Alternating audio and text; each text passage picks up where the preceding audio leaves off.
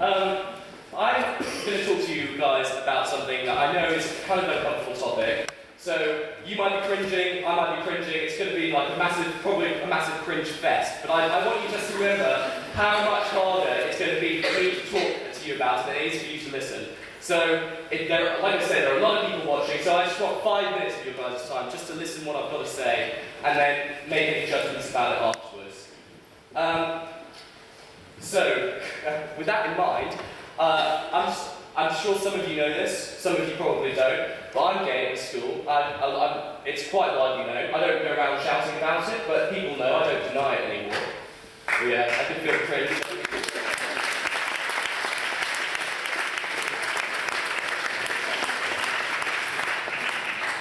But I finished my exams yesterday, so I'm ready to leave. What I'm saying is not for my benefit. What I'm going to try and talk to you about is for the people who feel like they can't tell you guys that they are gay, that they're lesbian, because they feel they're going to get victimised, they're going to get bullied, or they're just not going to be accepted by their friends. So I'm not talking about this to be self-serving. Genuinely, I want this to get better for the people who come after me, who feel like it's never going to get better. Because Greshams is going through change at the moment. Some people don't want to accept it, some people have been fighting it, but we're moving towards the IB, we're looking forward, we're trying to pitch ourselves as a modern school, we're spending £6.5 million on a new sixth form centre, we're trying to be a really modern, forward-looking school. But if we're going to sell that idea, and if it's going to work, we have to be a modern-looking, forward-looking school in terms of our social attitude. We can't just be the same old 1950s institution that sometimes comes across as at this school, because things like homophobia is quite prevalent, I'm afraid to say. It needs to change. If the school wants to move in a new direction, everything needs to change. We need to start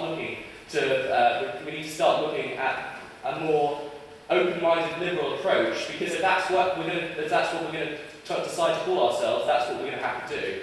So, I know it's difficult, but I know 98% of you here are totally, probably 100% open-minded, couldn't care less, and that's what we ask for. The only thing is, sometimes people don't realise they're being homophobic. As Ms. Delpesh was saying when she was reading Andy's testimony out there, it's incredibly difficult to hear constantly, every single day, the little tiny little digs, little slurs that come from people saying, oh, that's so gay. They might not even be directing it at you, but at the same time, I could be sat there listening and it feels like it's sort of an open insult, because you're associating the word gay with bad, or wrong, or, not right. And it's so demoralising after years and years and years of it.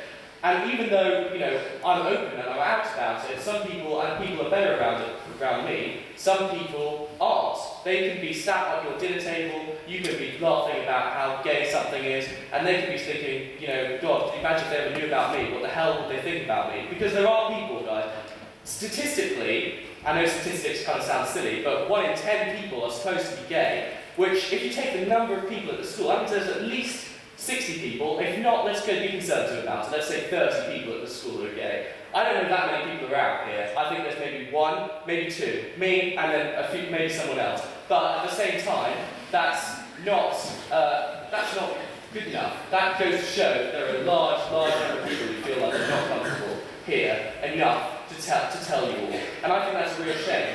So, rather than just tell you people doom and gloom and tell you why everything's bad, I want to try and talk about what I think you guys can do to change it. Because I think the number one thing you guys can do walking out today is to come up and say, if you hear someone say, oh, that's so gay, or if you hear someone go and attack someone because it's an easy target. It's quite easy to say to insult people based on their sexuality. Lord knows it's a very easy thing to do. But you have to remember, you guys are tired, you're stressed, it's exams, everyone is going mental, I'm sure. So you're feeling stressed, you need to develop some steam, so you think, oh, you know what, you're really bugging me, I'm just going to get at you because of your sexuality. But you have to remember, they're going through exactly the same thing as you guys are. They're stressed, they're tired, and having that all loaded on top of them, we can't ask that of anyone. It's so unfair. So I really want you guys to just think about what you're going to say. And if you do hear someone say, just say, hey, listen, that's really unnecessary. Can you just,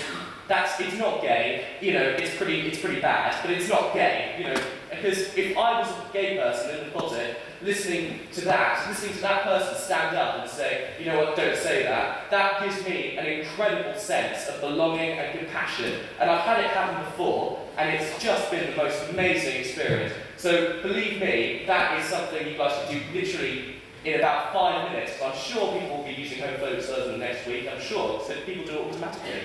So if you guys could do that, that would be awesome.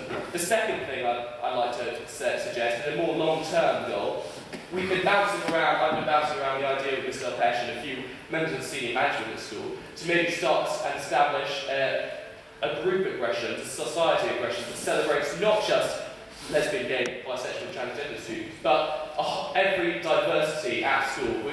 Just a diversity group designed to create a safe, close atmosphere for any minority student aggressions who feels like perhaps if they're being bullied, if they're not getting the support they need, can go to their peers, because I know, I mean, Mr. Flower, you're very friendly, but sometimes you're quite intimidating to go up to and talk to in your office, so I'm sure that that is something that it would be a much more healthy, easier way to express your fears and talk about it, because talking about it does help, believe me, it does help. So that is something else. So I'd like to see that come true. I'm going to be staying in touch with Mr. Pesh. I'll be staying in touch with many of the people who I know in the closet who have come to me and confided in me, and to find out what they think about the changes are. Because ideally, the goal would, for me to be, when I know Russians would be at that stage where we have advanced at such a level, is when there is an openly gay couple at school, and it's not celebrated, just nobody cares. Literally, they can just walk around like any other couple at school, and nobody cares. And that's what I really want to see at Russians. It might take 5, it might take 10 years, but in 20 years, let me tell you, that people are going to look back at people who are homophobic and bigoted and closed-minded, and the same way we look at people who were racist back in the 1960s and 70s, and think, how on earth could anyone treat their fellow human beings like that? So that's all I wanted to really say, but thank you very much.